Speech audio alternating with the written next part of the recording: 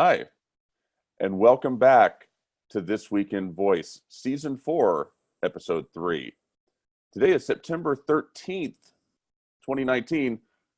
Normally the show comes out on a Thursday, a little bit different of a week this week with Digital Book World 2019 just wrapping up yesterday. We are very pleased to have a super special guest on the show today. We're going to talk about him in just a moment. Thank you to Microsoft, the sponsor for Season 4 of This Week in Voice.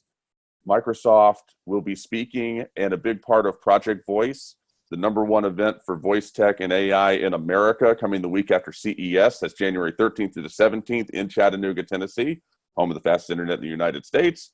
For more information on that, go to projectvoice.ai. For more information on Microsoft, go to Microsoft.com. We thank them for their partnership, and we thank them for all that they're doing for the technology community. Our guest today is Ramu Sunkara. Ramu, say hello. Hello. Ramu, thank you for joining us. You are CEO of Alan. Thank you for being flexible in the scheduling of this show. Thank you for being a guest of ours today. Take a moment, tell us who you are, tell us what Alan is, tell us what you do. Hey, sure, Bradley. First of all, thank you for having me on the show.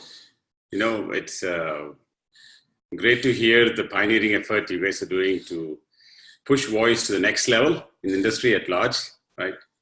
So my name is Ramu Sunkara. I'm with a company called Alan, and now we named our company after Alan Turing, the famous computer scientist. And the inspiration for us was voice has, as a primary interface, is going to solve a lot of problems for a lot of people because we're all born with it. And the motivation for us was mostly looking at business. In the last 10 years of smartphones, every company has produced business products that work on the phones, but they're not so easy. They're not like Instagram, where you can tap and get things done, right, with one finger. Most of the applications are complex, and they try to represent all the data and all the actions they want on these small screens. And the screen size is not going to increase. Just yesterday, iPhone 11 came. It's still going to be the same screen size. As such, it's very hard to remove the complexity in these applications. And voice is the best way. You can just talk to it. And when in doubt, you can ask, just like we do in our normal life, hey, what should I do here, when there's any complex situation. And the AI technology should be smart enough to say that, hey, in this case, you do these things, right? And voice also gives the power to keep changing these experiences very quickly, unlike the current rigid experiences provided by the smartphone applications. So this is a vision for Alan, is to make voice as an integral part of every business application. Excellent. It's exciting to see what you're doing, and we appreciate you joining us on the show today. Sure. With that, we'll get to the news. And story number 1 is from CNN. How government is using Siri and Alexa to stop spread of census misinformation.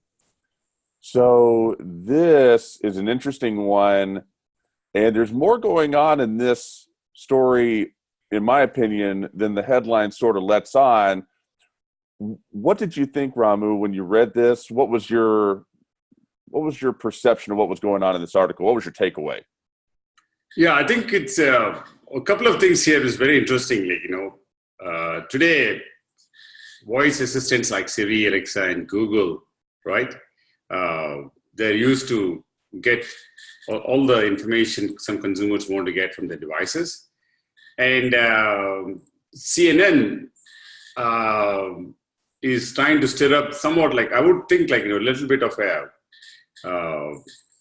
a drama here, a little bit on the stretch, because we all get like news and information from the social networks as well as news sources like CNN, New York Times, and all.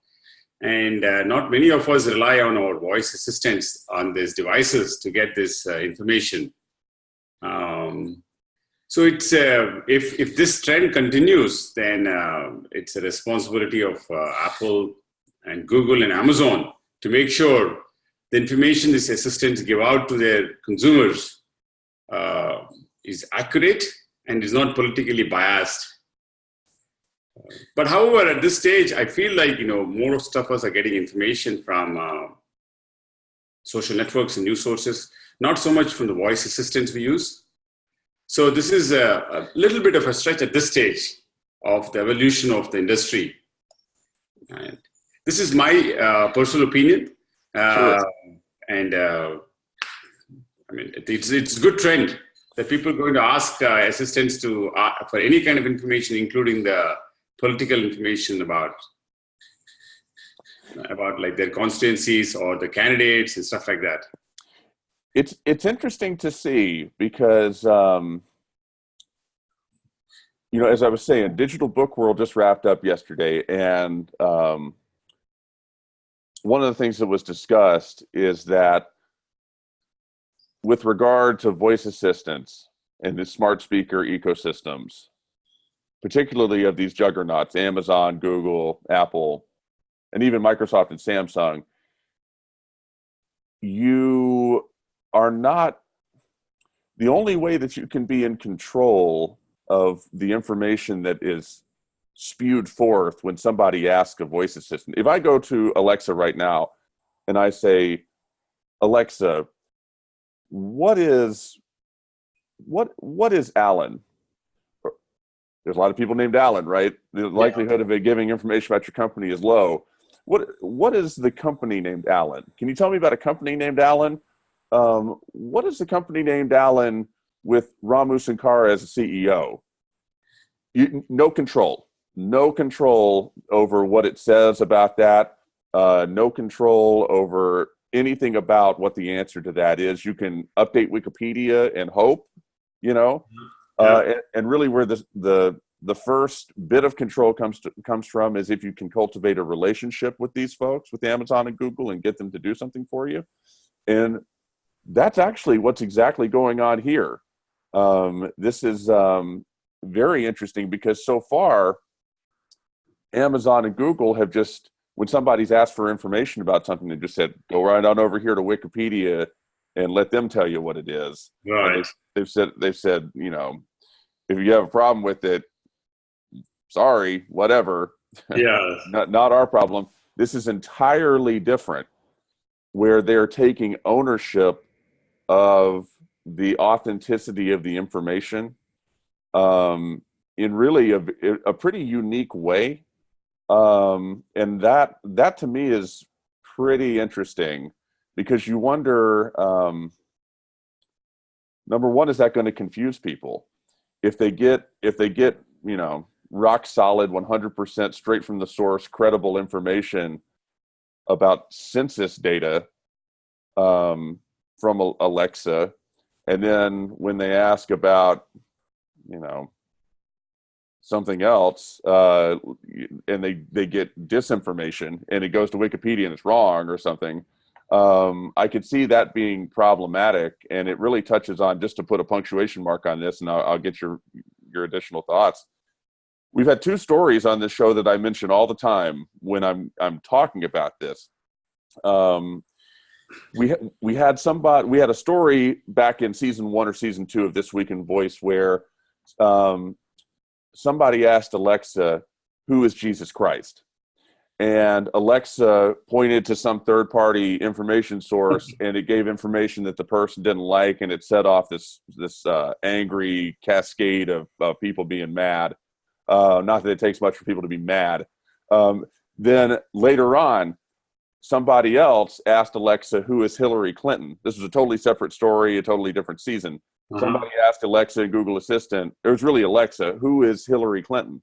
And again, points to a third party for information, didn't like the answer, got mad. So that's been the standard until now, and this is different. So super interesting. Your closing thoughts on this? It is quite interesting. Like, today, if you go search on Google, who is Jesus Christ or who is Hillary Clinton, right? They are getting smarter in trying to answer this question. And the typical search experience for us is they come up with a snippet. They call it like feature snippet. And Google is trying to promote authenticity of this information in the last 5 years by picking the information from Wikipedia or curating some sources saying that, okay, this is what it means, and they're trying to surface that upfront in the search results. With voice, it's very interesting. You had another article you wanted to review in this show. It's voice, the authenticity of information and the conciseness should be very precise, right? You can't be verbose, like you can't expect to, hey, these are the 10 links to look at it. When you're visually looking at it, you can say, yeah, the second one or the first one looks good, right? With voice, you want the thing to be very accurate upfront, And since it's very concise, you trust it more. So it's like, I think it's a responsibility of people like Amazon, Google, and to make sure authenticity of the information is good. And also it's very accurate, right? Completely agree. As they say, brevity is the soul of wit, right? So Yes. being concise never hurt anybody, and here is pretty essential. Yeah, no, I completely agree with you on all counts. We'll move on to story number 2, which is our VoiceBot.ai story of the week. VoiceBot.ai, I say this every single episode. If you don't know what that is, first, just slap yourself. Second, pause the podcast, go to the browser, look up VoiceBot.ai, the gold standard of information and news commentary for the voice and AI space. McDonald's acquires voice startup Apprente, I believe I'm pronouncing that right, to build drive-thrus with voice assistants. This is interesting as well. Ramu, your thoughts as you look at what's going on here? Yeah, I think it's interesting news. McDonald's buying a voice AI company called Apprente. And also, we should all thank Brent for doing the VoiceBot.ai. It's a central place which is collecting all good information about the trends in voice and AI. So my thinking here is, Bradley, is McDonald's buying a technology company to start their Silicon Valley research initiatives is very good, or to augment that. But I think McDonald's also realized that the voice will be an integral part of everything they do, because they see that, at least the people they service, voice is a very convenient experience for them. So this is what McDonald's was thinking when I'm just extrapolating from the news sources I could read, that voice technologies have a far-reaching impact for them. That's why they did it. So if you step back, right, I think I'm seeing how smartphones have changed our world today, right? Smartphones took away the keyboard, and look at everything we do today in today's world, right? We take the phone and, we're able to navigate the phone and, touch and type. Gave us so many abilities, right? So many applications and so much content we consume through that. And voice is the next evolution. And it's much bigger potential than just smartphones did. The biggest advantage voice has is, it requires zero training. Everyone can talk. As you said, Bradley, I think we're all born with it, So my thinking is the voice will have a much bigger impact, because voice will be not only the natural way we interact, but also will be just beyond any drive-through experience, or it'll be the ubiquitous experience 2-3 years from now, where everyone will be expecting voice as a natural way they interact with either a device or a kiosk or a drive-through. So I think this is a much farther impact than what McDonald's is trying to do now. Every company can benefit from it, but it's a good harbinger to say that this is a very important technology trend, even for companies like McDonald's. It is. I think there's a lot of interesting things, and this article is really good. I really like this article. It hits on a lot of different things at once. think about how far we've come. Think about, and you see it in the article. It's incredible. This article notes that I'm going to read from the article. According to PitchBook, Apprente raised $4.75 million in a seed round in the summer of 2017, led by, and it lists some different venture capital firms. So that's an important part of the story right there, is just the velocity of the evolution of this market. 2 years after raising the seed round, boom, they're gone. McDonald says, come on, come on over. So that's interesting. And then when you dive deeper into the article, it talks about how there's been some pilots already that sort of led to this. And it mentions Denver's Good Times Burgers and Frozen Custard.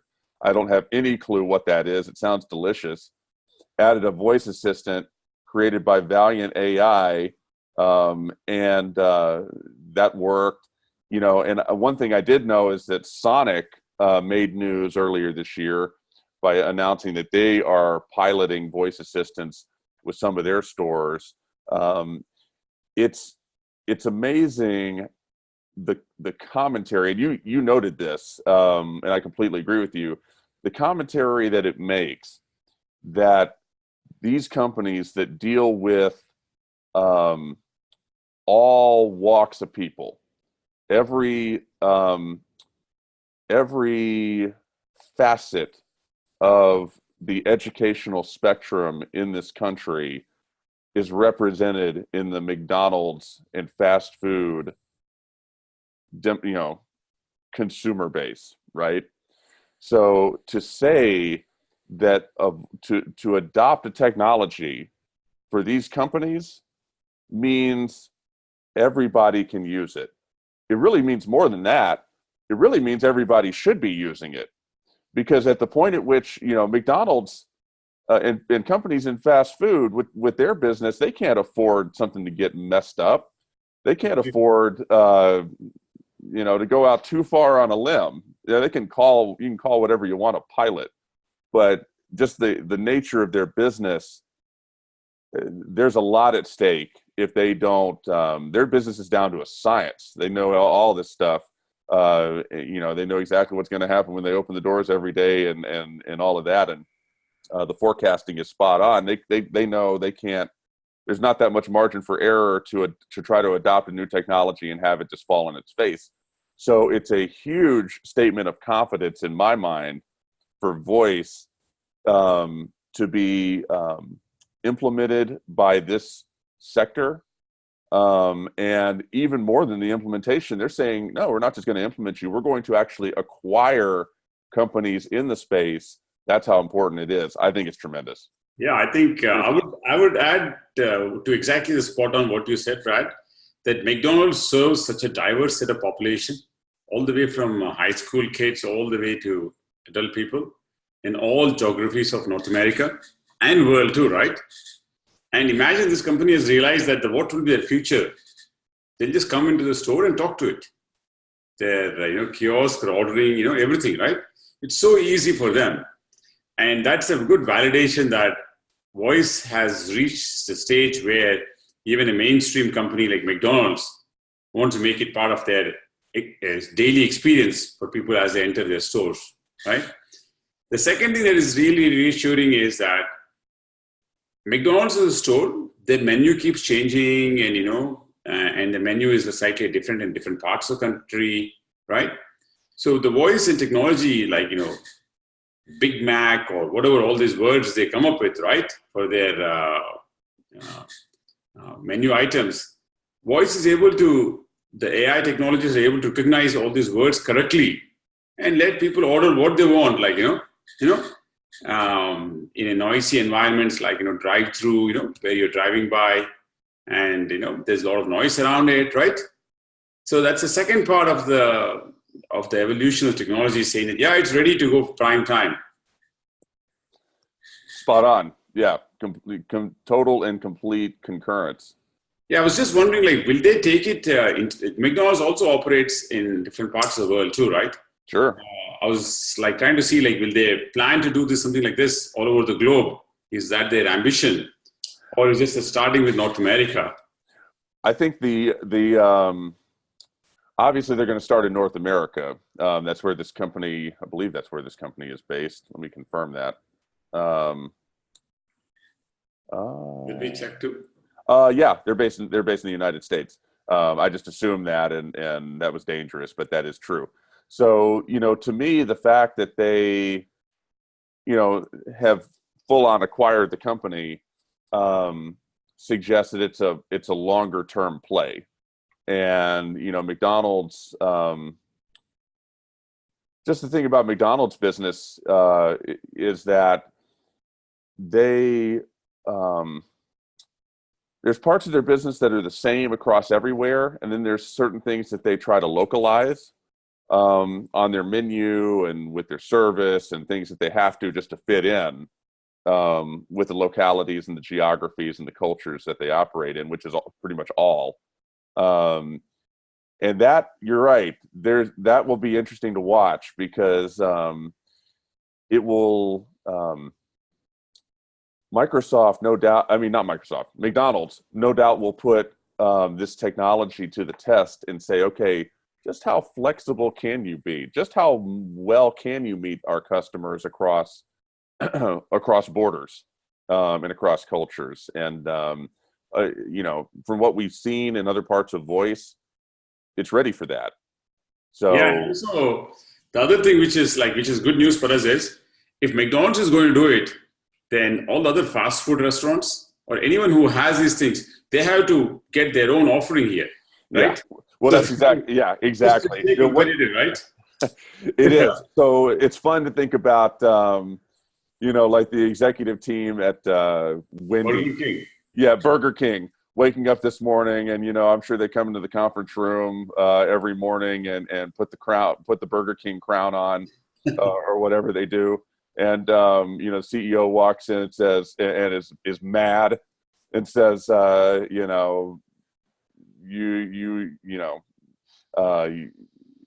guys have let me down. How can McDonald's do this? And we're behind. How dare you? And then they just scurry out of the room and figure out what AI voice company they're going to acquire. Yeah, these things have a cascade effect when they happen. And we just talked about it here. This didn't happen in a vacuum. Brett's article, VoiceBot's article, mentions some important things, but really, in my mind, this dates back to the Sonic announcement over the summer. Things, one thing leads to another, and no doubt this announcement will lead to several other things, probably spanning far beyond the fast food space, and it's all good. Yeah, I think I'm super excited because in our vision with Alan is we want to democratize voice. It's just not like McDonald's ordering using voice. It's Burger King, it's Wendy's, it's Kentucky Fried Chicken. All of them should be ordering voice, with voice, right? Enabling, right? Yeah. So our vision is there should be a platform that enables all these enterprises to bring voice to the forefront. And that is that's the problem we are solving at Alan. And we are getting a good uptake in a few enterprises right now. It's very exciting to see that. Well, once you get acquired, Ramu, just remember the little people and still be willing to take my calls, okay? No, I think there is a lot more value and a lot more interesting technology to build here, because the evolution of AI, Bradley, of deep learning and machine learning technologies, especially for voice, has really crossed the, I would say, tipping point in 2016, 2017, when the speech recognition accuracy has gone up, right? Yeah. And now newer technologies are coming in. One of the things which we pioneered in our company is something called dynamic learning. We instantly learn based on the context, and what's the language he uses. And that gives us a much better experience. So in the evolution of voice, right, the AI is really helping it make it more and more valuable with all the accents, noise, and what they do. and For making sure. life easy so that they don't have to get trained at all. They just talk to it. I think every company in this space looks at a story like this, and it puts a smile on their face. You got a little bit more of a spring in your step, because as long as you're doing, as long as you're iterating and evolving and continuing to improve your technology and building off of what you got, your day is going to come too. Because the reality is, there's just not enough expertise in this space to satisfy the demands of all the companies that are going to need it. So what does that mean? That means, good things are ahead for the majority of the companies in the space. So it's a beautiful thing what you're doing, and you need to keep doing it, because people will see McDonald's and they'll wonder how they missed the boat, and they'll have to make acquisitions to catch up. I'm going to go on to story number 3. Yeah, sure. Let's do that. Yeah. From Fast Company. Amazon will let anyone answer your Alexa questions now. And this touches a little bit on what we already talked about with story number 1, and sort of the nature of information in the voice landscape. What were your thoughts when you saw what Amazon's doing here? Yeah, actually, this is, in my perspective, this is a very interesting way for this. This is a very interesting problem that has to be solved. See, with voice, right, we expect, as you said, Bradley, before, the brevity of the answer, and, you want to get to the point very quickly, right? If you say what states surround Illinois, you can list the states, right? And if you type that in Google, you get some questions, and you kind of make the answer up with looking at the first few responses from Google. And you kind of piece the story together for yourself, right? Whereas when you ask a voice interface, hey, what are the states surrounding Illinois? You just want a very precise answers. Like, hey, these are the 4 states, it's Wisconsin, and, it is to the south is the state, so on and so forth, right? So that's the kind of answer Amazon is trying to create. But there are 2 challenges here. One is, how do you define the brevity here, right? Very simple, right?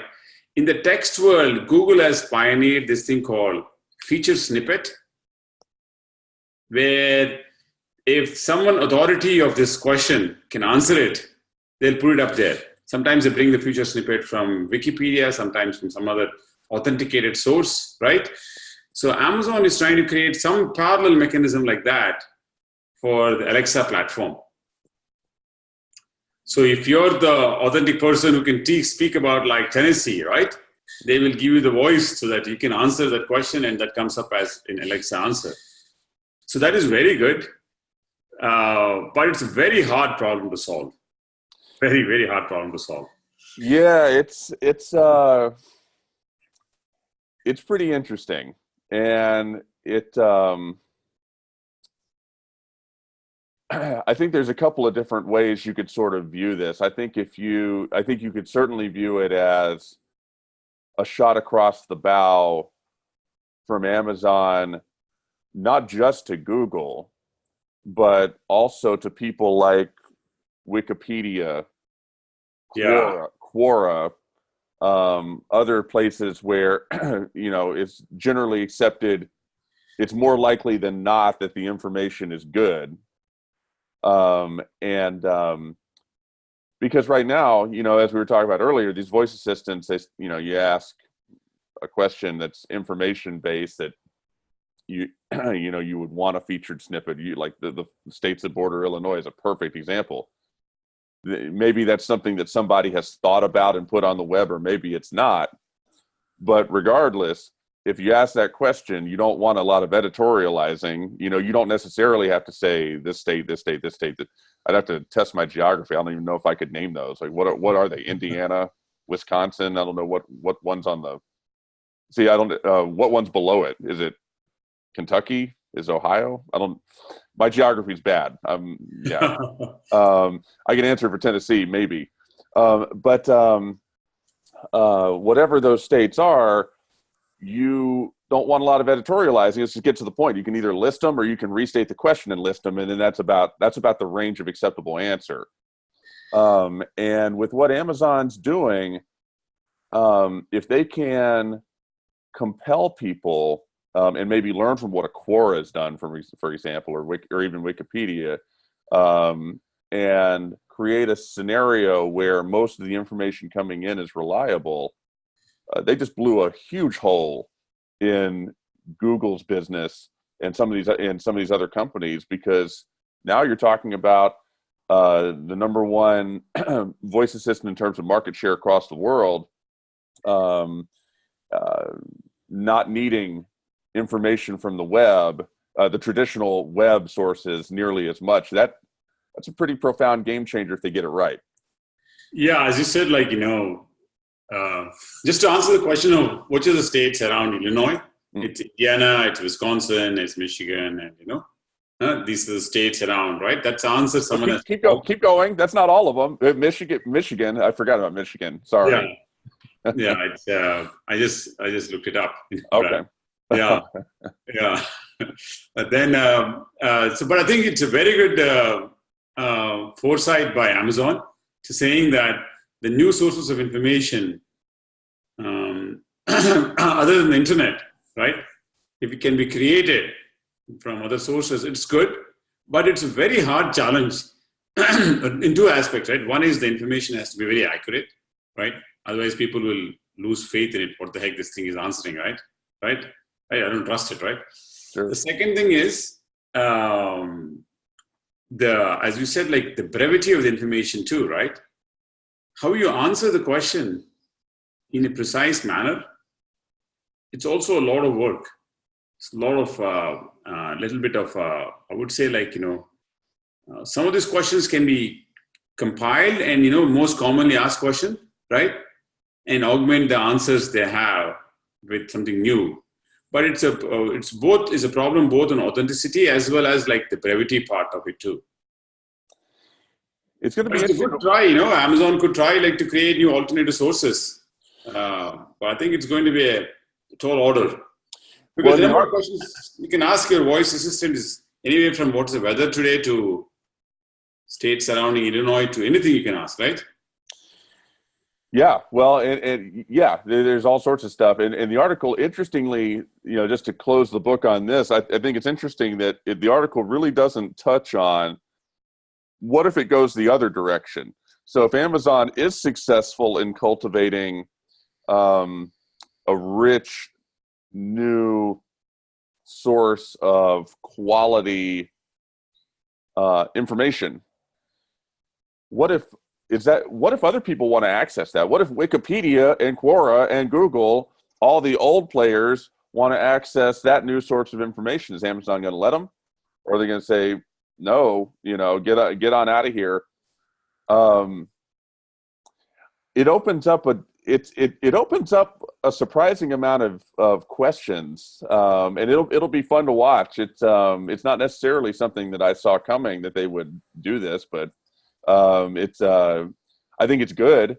I think it signals that they understand perhaps what one of the weaknesses of the ecosystem is, and something, it's not necessarily a weakness, just something that needs continuous improvement. Yeah, and I think it's great. So I'm in agreement with you, and we'll leave that there and go to our last story of the week. We like to end with something sort of interesting, and this is the truly baffling case of the ancient Voynich manuscript. I had no clue about anything about this, and I just found it interesting. I want to just get your thoughts. What anything in particular stand out about this story to you? Yeah, I think this is a language, it's a script where where the person draws the picture, and there's a whole bunch of text around, not text, a whole bunch of characters around it describing what the picture is about, right? And this is a very good use case. They're trying to see what can AI and computers do when you have such an old manuscript, right? where the alphabet is not well understood. At the same time, the pictures have meaning to it, right? Right? Yeah. And there are two things I can read from it, Bradley. Number one is, the AI technologies are good to understand only patterns. AI is more like, statistically inferring what is right. Right? Yeah. So these guys from the book, from the video I saw, he can make out like, hey, what these characters meant, what these alphabets look like, right? In that language. Because there is enough pattern, right? We have enough pages with that kind of a content. You can say this is how it looks like, right? Beyond that, he's trying to make out like, hey, this looks like a Turkish language. This is what it meant, like, this is like, I think the semantics of the language. I think it's a tall order for computers to understand the semantics of any language. Semantics comes from how you interpret things, right? Right? We are using English now, this whole ancient language. I don't know. It is interesting. I completely agree with your sentiment. It's like, it's interesting just to hear what this is. I'm going to read from the article about it, but this sort of gets thrown at the feet of AI, like this is AI's fault that we don't know what this is, when really it's no one in the history of humanity has understood what this book is. So why do we think our computers are going to all of a sudden? And just to read out of this what this thing is, this Voynich manuscript, it contains over 113 unidentified plant species. So again, I'm going to say that again. It contains over 113 unidentified plant species, astrological drawings of zodiac symbols, images of what appear to be pregnant women wading in fluids, and sketches of over 100 species of medicinal herbs and roots, complete with watercolors and continuous pages of text that might be recipes, with flowers marking the margins. The delightfully bizarre book, known as the Voynich manuscript, dates back to the 15th century, and no one knows what the hell any of it means.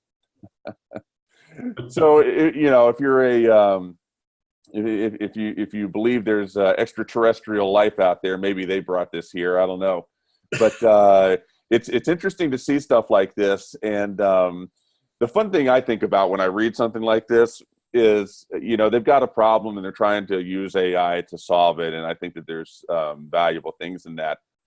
But it makes me think of the day, and maybe this is already taking place, where AI and machine learning is capable of telling us things, almost sort of proactively. We're going to get to the day where computers are telling us things about our world that change everything. And we'll have a lot of data get ingested into these AI and machine learning systems, and the algorithms will process it, and then they'll monitor things, and out will pop conclusions and things that we're just not ready for. And I think I agree with you there. But I think from having worked in voice and AI for the last few years, my learnings are, AI is more like in a pattern matching thing, right? This looks like, and this pattern matching is very good for voice and vision too, right? And this pattern matching cannot understand semantics. Sure. What's behind it?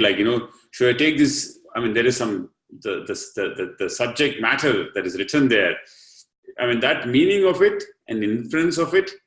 Hey, what do I learn from this 15th century manuscript? That this is the medicinal plant to use for this use case, right? That interpretation, mankind only has to do with all the brains we have, right? And linguistic experts, this whole area called computational linguistics, it's like understanding what's inside the sentence, super hard, right? Well, what begins as pattern matching today will move into other things, hopefully in our lifetime, but probably sooner than any of us expect. And it's just fun to think about. And more stories like this. It's fun to think about as AI makes these incremental step changes along the way, whenever they take place. 5 years, 5 days from now, 5 years from now, 5 centuries from now, what will be able to be solved as this sort of stuff evolves and gets better, just out of the rudimentary nature it's in today. Yeah. So, for example, in this case, the Voynich thing, right? The person who's familiar with the Turkish language kind of found the similarities between the scripts and, the semantics of the Turkish language. And only he can interpret, like, this is how you speak in Turkish language means this thing, right? Mm. The semantics of it is only understood by those people who understands the Turkish language or equivalent to it, right? Computers, impossible. I think it's very hard. It is beyond. I think it's going to be hard for them to recognize what those alphabets are. Yeah, you give them enough training, it will figure out. Like, yeah, this looks like this alphabet. Let's do it, right? That part they can do it, and with very high confidence levels. It's a good story for us to end on. Ramu, I'm appreciative of your time. Thank you for sharing your time and your expertise with not just me, but the audience as well. It is greatly appreciated. Hey, awesome. Thanks, Bradley, for your time. And, we would like to, as I mentioned earlier, Alan's vision is to democratize voice for any business application, and love to share more what we're doing in a future episode with you. Absolutely. And we'll include information about Alan and a link where you can go to their site and learn more in the show notes and on the website for the episode. For This Week in Voice, Season 4, Episode 3. Thank you for listening and watching if you're watching on YouTube. Until next time. Thank you.